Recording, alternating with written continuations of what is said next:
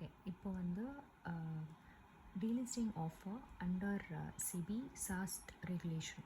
So நம்ம அதை பற்றி பார்க்கலாம். Regulation 5A this is very important in CS professional level.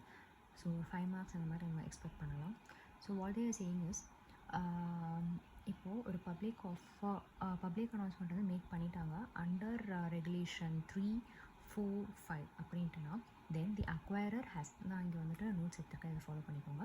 Then the acquirer has the option to delist. Okay, ஆனால் அந்த option to delist வந்துட்டு எப்போ அவருக்கு கிடைக்கும் அப்படின்னா, when he has clearly told his intention to delist in his public announcement of open offer. அதே மாதிரி வந்து அவரோட டீட்டெயில் பப்ளிக் அனௌன்ஸ்மெண்ட். சப்போஸ் இப்போ அவங்க அக்வயர் பண்ணியிருக்க வந்து it is an indirect acquisition under regulation 5 clause 1 கீழே அவங்க இன்டைரக்ட் அக்விசிஷன் பண்ணியிருந்தாங்க அப்படின்னா, அப்போ அவங்க டீட்டெயில்டு பப்ளிக் அனௌன்ஸ்மெண்ட்டில் அவங்க இன்டென்ஷன் டு டீலிஸ்ட்னு சொன்னால் போதும் அப்படிங்கிறாங்க.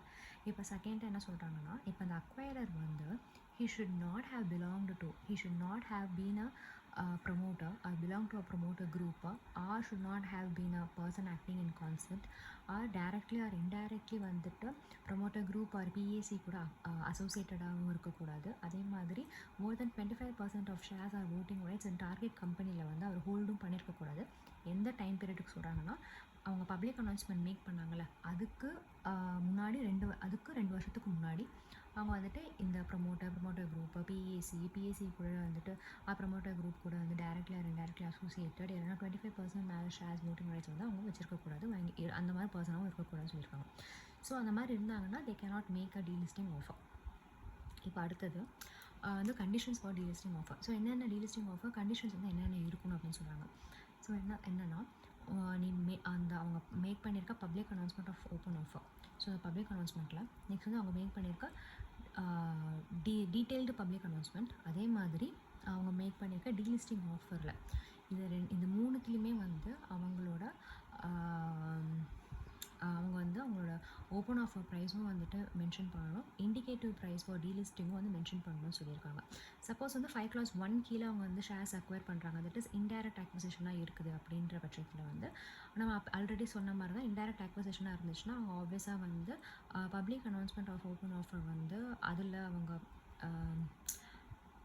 வந்து அவங்க சொல்ல முடியாது. ஸோ இவங்களுக்கு வந்து பார்த்தோம்னா டீட்டெயில்டு பப்ளிக் அனௌன்ஸ்மெண்ட், அதே மாதிரி டீலிஸ்டிங் ஆஃபரில் வந்து அவங்களோட ஓப்பன் ஆஃபர் ப்ரைஸ், அதே மாதிரி இண்டிகேட்டிவ் ப்ரைஸ் வந்து மென்ஷன் பண்ணியிருக்கணும். ஓகே, ஸோ இப்போ இந்த இண்டிகேட்டிவ் ப்ரைஸ்லேருந்து பார்த்தோம்னா அவங்க கிளியராக அவங்க வந்துட்டு ஒரு ப்ரீமியம் அமௌண்ட்டு வந்து மென்ஷன் பண்ணணும்னு சொல்கிறாங்க. Like the acquirer is willing to pay this much amount for delisting அப்படின்றது சொல்லணும். அதுக்கு என்ன ரீசன் பிஹைண்ட் த லாஜிக் வந்து என்ன ஜஸ்டிஃபிகேஷன் ரீசன்ஸ் இது எல்லாமே மென்ஷன் பண்ணியிருக்கணும். அதே மாதிரி தட் ஒரு ஸ்டேட்மெண்ட் மாதிரி சொல்லணும், that he is willing to increase the price also before the tendering period starts.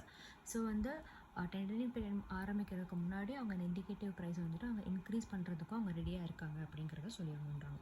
அடுத்தது என்ன வந்து சொல்கிறாங்கன்னா, டீலிஸ்டிங் இப்போ த்ரெஷோல்டு ஒன்று இருக்குது அண்டர் டீலிஸ்டிங் ரெகுலேஷன்ஸ்.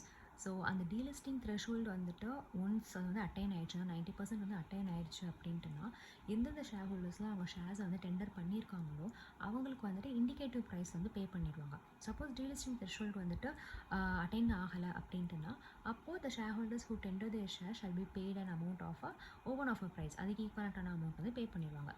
இப்போ அடுத்ததில் எப்போ வந்து டீலிஸ்டிங் ஆஃபர் வந்து அன்சக்ஸஸ்ஃபுல் அப்படின்னு சொல்கிறாங்க, எப்போ வந்துட்டு டீலிஸ்டிங் ஆஃபர் வந்துட்டு ஃபெயில்டு அப்படின்றதுனா, prior approval of shareholders வந்து அவங்களுக்கு கிடைக்கல, ஆர் அவங்க in principle approval of relevant stock exchange அதுவுமே அவங்களுக்கு கிடைக்கல, ஆர் வந்து டீலிஸ்டிங் த்ரெஷோல்டு வந்துட்டு அவங்களுக்கு அட்டைன் ஆகலை. இந்த பட்சத்தில் வந்து டீலிஸ்டிங் ஆஃபர் வந்து ஃபெயில்டு அப்படிங்கிறத சொல்கிறாங்க. ஸோ இதை வந்துட்டு அவங்க பப்ளிக் அனௌன்ஸ்மெண்ட் மேக் பண்ண சொல்கிறாங்க வித்தின் 2 daysக்குள்ளார. அந்த பப்ளிக் அனௌன்ஸ்மெண்ட் எங்கே மேக் பண்ணணும் அப்படின்னா, டீட்டெயில் பப்ளிக் அனௌன்ஸ்மெண்ட் எங்கே பண்ணாங்களோ அதே இடத்துல வந்துட்டு இவங்க பப்ளிக் அனௌன்ஸ்மெண்ட்டும் மேக் பண்ணணும் within 2 days of such failure. Okay, and also he have to comply with த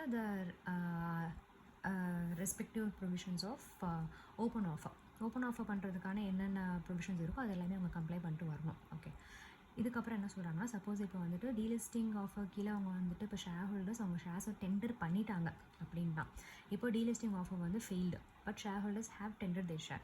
அப்போ அவங்க அந்த பப்ளிக் அனௌன்ஸ்மெண்ட்லேருந்து வித்தின் 5 டேஸ்க்குள்ளார அவங்க ஷேர்ஸ் வந்து வித்ட்ரான் பண்ணிக்கலாம் அப்படிங்கிற ஒரு ஆப்ஷனும் அவங்களுக்கு வந்து இருக்குது அப்படிங்கிறத சொல்கிறாங்க. இப்போ அடுத்தது இப்போ நடுவில் வந்துட்டு ஒருத்தன் வந்து கம்பீட்டிங் ஆஃபர் மேக் பண்ணிட்டா அப்படின்னா, அப்போது கம்பீட்டிங் ஆஃபர் மேக் பண்ணிட்டாங்க அப்படின்னா வந்துட்டு அக்வைரர் வந்து டார்கெட் கம்பெனியை டீலிஸ்ட் பண்ண முடியாது அப்படிங்கிறத சொல்லிட்டாங்க. அதே மாதிரி இந்த கம்பீட்டிங் ஆஃபர்னால வந்துட்டு ஏதாவது ஒரு டைம் டிலே ஆகுது அப்படின்னா அந்த டைம் டிலேக்கு வந்துட்டு acquirer is not entitled to pay any interest அதுவும் சொல்கிறாங்க. அதே மாதிரி அக்வைரர் வந்துட்டு such the conditions such the provisions of the regulation வந்து ஃபாலோ பண்ணணும்னு சொல்லிட்டாங்க. ஸோ இந்த கம்பீட்டிங் ஆஃபர் இந்த இதுக்கு வந்துட்டு அதே மாதிரி வந்து வித்தின் 2 ஒர்க்கிங் டேஸ்க்குள்ளார அவங்க பப்ளிக் அனௌன்ஸ்மெண்ட் மேக் பண்ணோம். வேறு அவங்க டீட்டெயில் பப்ளிக் அனௌன்ஸ்மெண்ட் பண்ணாங்களோ அதே இடத்துல பப்ளிக் அனௌன்ஸ்மெண்ட்டும் மேக் பண்ணிடணும் அப்படின்ட்டு சொல்லிட்டாங்க. இப்போ வந்துட்டு இப்போ என்ன அடுத்த பாயிண்ட்லேருந்து என்ன சொல்கிறாங்கன்னா, டீலிஸ்டிங் ஆஃபர் வந்து ஆப்வியஸாக it has failed, but this acquirer is holding more than 75% of the, that is maximum permissible non-public shareholding. அதாவது 25% வந்து பப்ளிக் ஷேர் ஹோல்டிங், மிச்சம் இருக்க 75% வந்துட்டு மேக்ஸிமம் பர்மிசபிள் நான் public share holding. Okay, so இவங்க மேக்ஸிமம் பர்மிசபிள் நான் பப்ளிக் ஷேர் ஹோல்டிங்கை விட ஜாஸ்தியாக வந்துட்டு 75% ஜாஸ்தியாக வந்து இவங்க ஹோல்ட் பண்ணிகிட்ருக்காங்க ஷேர்ஸ் அப்படின்னா, அப்போ வந்து என்ன பண்ணுவாங்க, திரும்ப வந்துட்டு அவங்களுக்கு இன்னொரு சான்ஸ் வந்து கொடுப்பாங்க. லைக் திரும்ப டீலிஸ்டிங் அட்டெம்ப்ட் வந்து பண்ணுங்க அப்படின்ட்டுன்னு.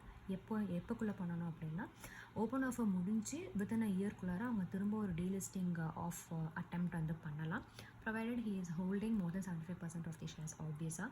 ஸோ இப்போ இந்த டீலிஸ்டிங் ஆஃபர் வந்து எப்போ சக்ஸஸ்ஃபுல் அப்படின்னு சொல்லுவாங்கன்னு பார்த்தோம்னா, டீலிஸ்டிங் த்ரெஷ்ஹோல்டு வந்துட்டு ஆப்வியஸாக மீட் ஆகிருக்கணும். அதே மாதிரி பப்ளிக் ஷேர் ஹோல்டிங்கில் மோர் தென் 50%, அதாவது மோர் தென் 50% அப்படின்னா 25%ல் 50% வந்து இவங்க ஷேர்ஸ் அக்வயரும் பண்ணியிருக்கணும் அப்படிங்கிறத சொல்கிறாங்க. ஓகே, லாஸ்ட்டாக வந்துட்டு ஃப்ளோர் ப்ரைஸ் என்னவா இருக்கும், இந்த செகண்ட் டீலிஸ்டிங் அட்டெம்ப்ட்டுக்கு வந்து ஃப்ளோர் ப்ரைஸ் என்னவா இருக்குன்னு பார்த்தோம்னா, ஹையர் ஆஃப் தி ஃபாலோயிங்னா எதுனா சொல்கிறாங்கன்னா, ஒன்று கம்பெனியோட புக் வேல்யூ, இல்லைனா டீலிஸ்டிங் ரெகுலேஷன் கீழே நீ வந்துட்டு கம்ப்யூட் பண்ண உன்னோட ஃப்ளோர் ப்ரைஸை, இல்லைனா நீ ஃபஸ்ட்டு டீலிஸ்டிங் அட்டெம்ப்ட் போட்டல அந்த ஃபஸ்ட் அட்டெம்ப்ட்டில் வந்து கொடுத்த இண்டிகேட்டிவ் ப்ரைஸ், இதில் எது ஹையரோ அதுதான் வந்துட்டு இதில் ஃப்ளோர் ப்ரைஸாக இருக்கணும்னு சொல்கிறாங்க. இதுக்கு கம்மியாக வந்து ஃப்ளோர் ப்ரைஸ் இருக்கக்கூடாது.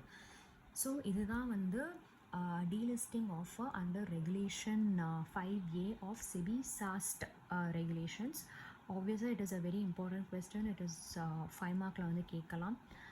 நான் வந்து ஜஸ்ட் ஒரு ரீத்ரூ பண்ணும் போது எனக்கு கொஞ்சம் காம்ப்ளிகேட்டடாக இருந்துச்சு இதோட லைன்ஸ் இதெல்லாம். ஸோ அதனால் வந்து I just thought it will be useful for you guys. So listen பண்ணிங்கன்னா it will be very useful. Thank you.